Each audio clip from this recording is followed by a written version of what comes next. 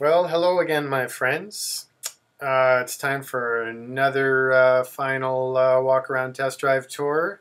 This is ICON FJ44, number 86. Um, Started with a pretty beat to piss beyond salvation 1970 FJ40, and then over the about the last 12 months, we built this truck. Side note, generally not a good idea to drive in reverse with a neck brace 3 days after cervical surgery, hence my 6-point turn here. But the show must go on. So fortunately the FJ44 is our smoothest riding icon, so that helped out. This is a neat truck. It's full of sort of the normal with an icon host of nifty gizmos and options. But it has a unique feature in that this client really liked the aesthetic of our Baja edition that we traditionally have done to the FJ40 and FJ43 models only. But he wanted it for, more all-around use. So what we did for him is basically do the two-tone powder-coated body surface effect like on our Baja. Otherwise, it's one of our traditional, what we call new school spec trucks, other than the two-tone same party. So there you see the StopTech front brakes in action, as well as the Fox Racing iBox suspension doing its thing. There's our little lizard going for a ride. I'm going to take it down to my favorite haunt here in Chatsworth. This road's really cool. It's like a flashback in time. Here's our new horn button that I'm really stoked about.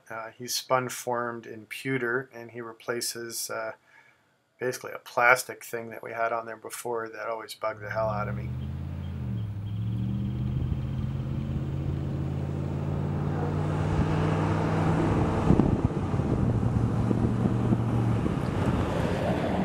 That motor you're hearing is our 350 horse, 400 torque, 5.3 aluminum fuel injected LS motor with Vortec intake and injectors and pulley driven accessories, mated to the GM 4L65E automatic to the Atlas II part-time transfer case.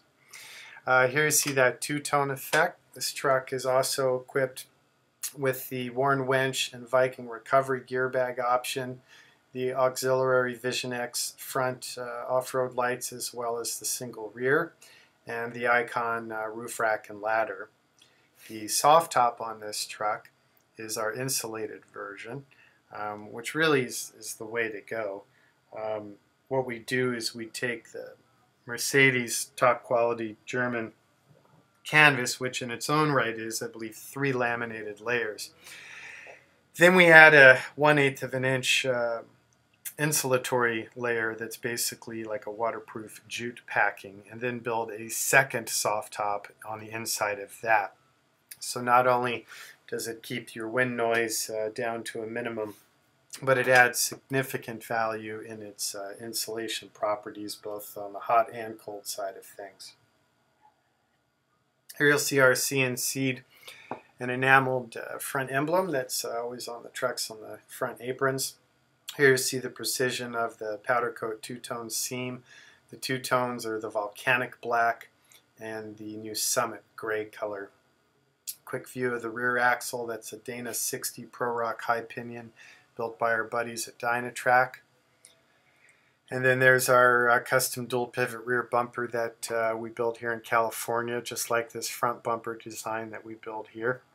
These bumpers are compatible for stock FJs, and we make those available retail as well.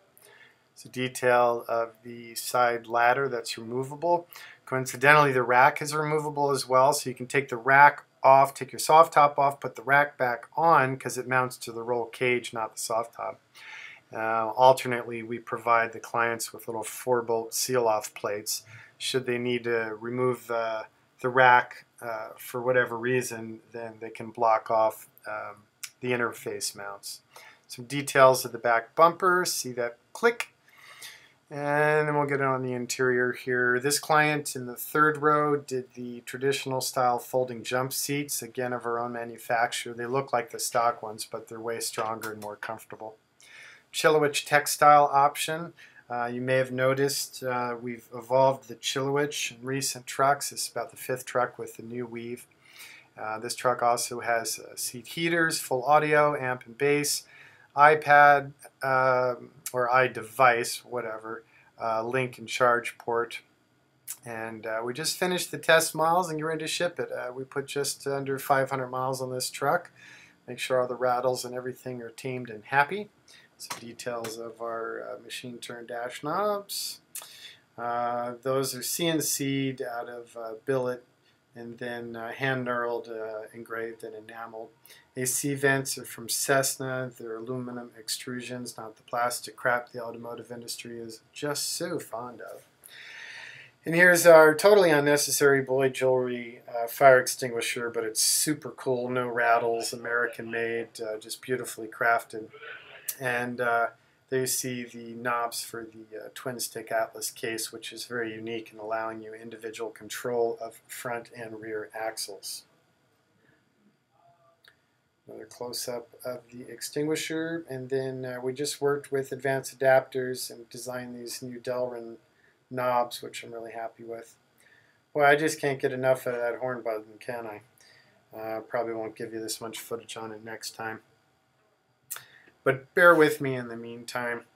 Dash panel, again, CNC'd 6061 billet aluminum, as is the corresponding glove box panel, same design with vintage laser etched aluminum control identification instruction plate for four-wheel drive and transfer case.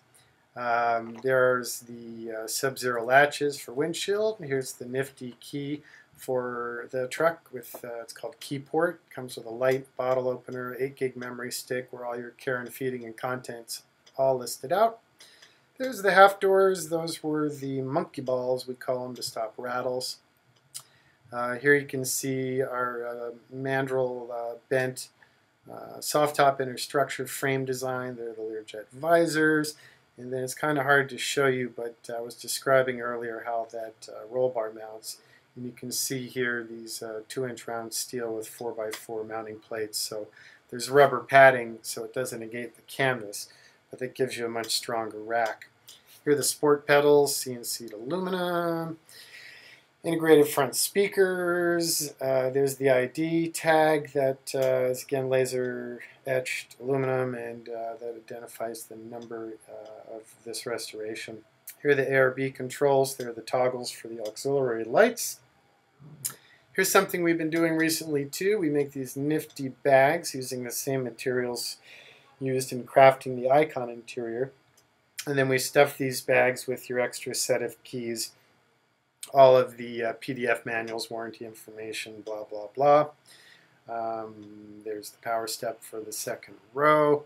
And then that'll let us in here. We'll do a brief tour of the second row. For the front seats, we put the controls for the seat heaters in the center console in the sub-compartment with the audio. For the second row, we put them on the inboard surface of these lower seat mounts next to the LEDs that light that walkway. Focus, focus. There we go. We've also recently been including care kits. People are not often clear on how to care for matte finishes. Dr. Beasley's rock stars when it comes to matte finish care, so we give people a starter kit.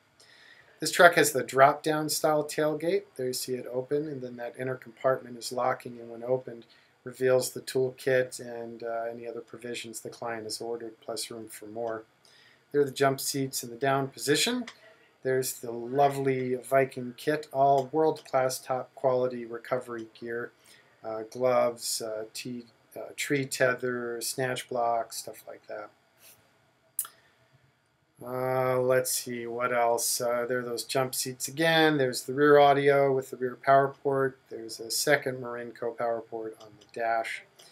I need to do one of these videos where I show the chassis details because it's all buried. But look at those welds by Art Morrison. The orange marks show it's been through final QC and torque control. Here's a quick tour of the engine bay.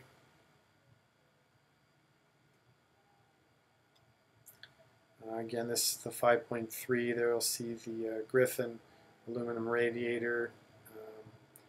is specific to ICON Volant intake system, the Swiss quick connects for the battery, and all that good stuff.